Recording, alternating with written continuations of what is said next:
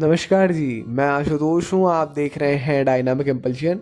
Video में चर्चा होने वाली है 22 अगस्त 2026 के करंट अफेयर्स की।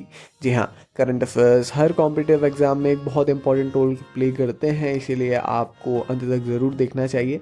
इसीलिए भी देखना चाहिए क्योंकि ज्ञान को अधूरा नहीं छोड़ना है ना जी। शुरू करते हैं वीडियो को आज की पहली जानकारी के साथ में। उत्तर पूर्वी रेलवे अवध महाशक्ति की सबसे लंबी मालगाड़ी जो है ये शुरू की गई है।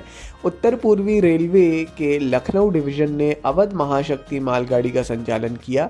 ये ट्रेन 3 मालगाड़ियों को मिलाकर बनाई गई थी और क्षेत्रीय रेलवे के इतिहास में सबसे लंबी ट्रेन के रूप में ये चली।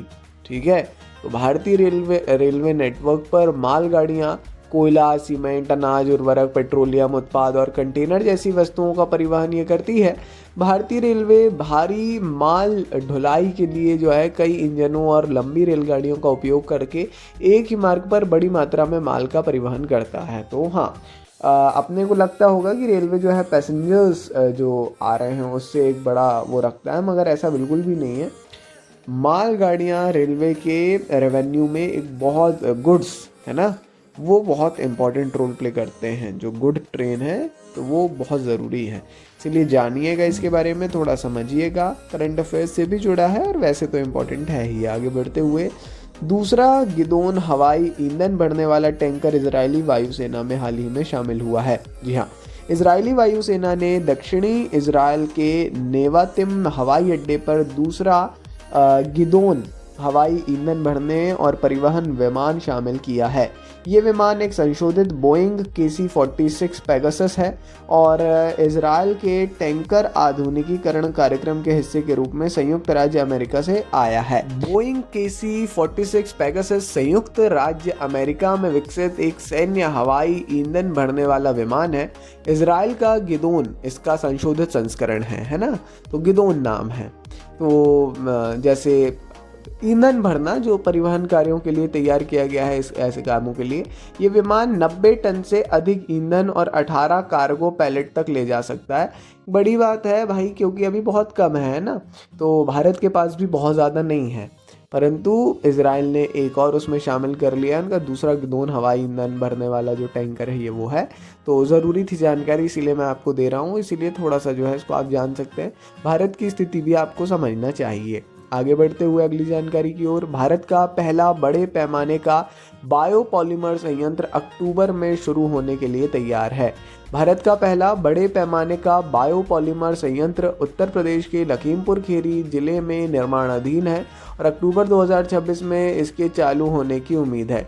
संयंत्र जो है ये गोकर्णनाथ स्थित बलरामपुर चीनी मिल्स की कुंभी चीनी इकाई में विकसित किया जा रहा है और इसे पूर्णतः एकीकृत औद्योगिक परिसर के रूप में योजनाबद्ध किया गया है।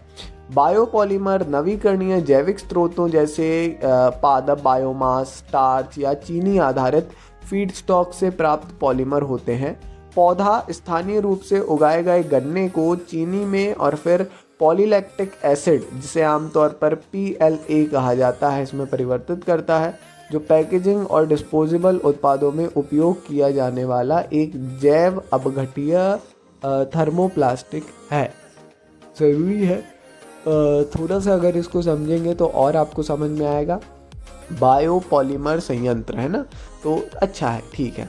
आगे बढ़ते हुए अगली जानकारी की ओर, भारत और ADB यानी एशियाई विकास बैंक, एशियन डेवलपमेंट बैंक ने चेन्नई जल ऋण के लिए $230 मिलियन के समझौते पर हस्ताक्षर किए हैं। अब ये थोड़ा सा बहुत थोड़ा क्या ज़रूरी विषय है। चेन्नई वर्तमान में जलवायु अनुकूल जल सुरक्षा और सीवरेज परियोजना पर काम कर रहा है, जिसके लिए $23 करोड़ का ऋण जो है, यानी $230 मिलियन का ऋण लेने के लिए ADB और इंडिया भारत सरकार केंद्र शासन ने दोनों ने जो है समझौता किया है।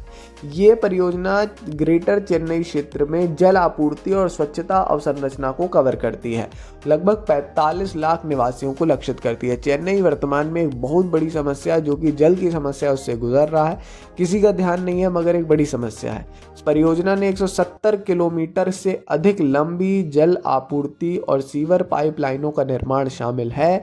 इसमें चेन्नई में 7 जल पंपिंग स्टेशनों और 38 सीवर पंपिंग स्टेशनों का उन्नयन भी शामिल है। तो भाई कहीं ना कहीं एक बड़ा ज़रूरी विषय है, समझने योग्य विषय है, ज़रूर पढ़िए। आगे बढ़ते हैं।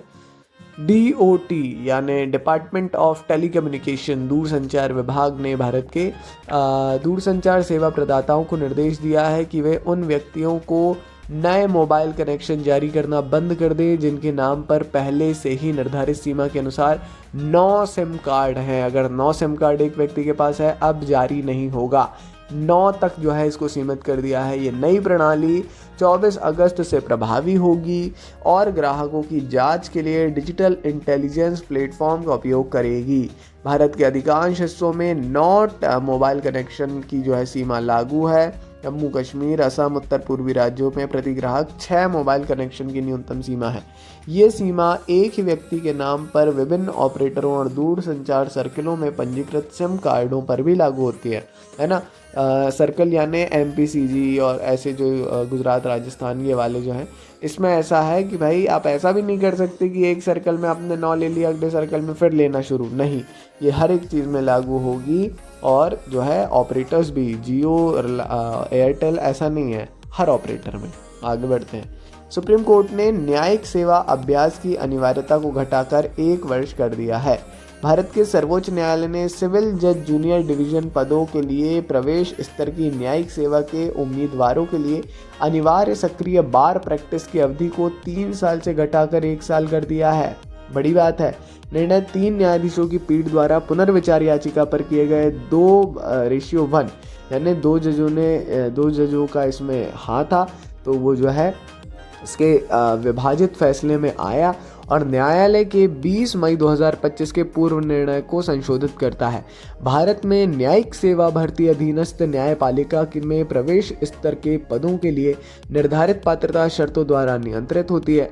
सिविल जज जूनियर डिवीजन कई राज्य न्यायिक सेवाओं में सामान्य प्रवेश पद है और बार प्रैक्टिस की आवश्यकता भर्ती नियमों और न्यायालयी निर्णयों में एक आवर्ती योग्यता मुद्दा रहा है। कहीं ना कहीं ज़रूरी चूंकि इसलिए है क्योंकि सुप्रीम कोर्ट और न्यायिक प्रक्रियाओं से जुड़ा मुद्दा है, लॉ से पूरा। चलिए जी, बाकी ये थी आज के इस वीडियो के अंतिम जानकारी।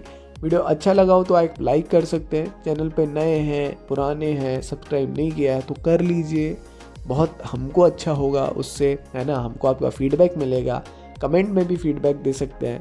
मिलेंगे कल सुबह 6 बजे। नमस्ते, डायनामिक इम्पल्शन।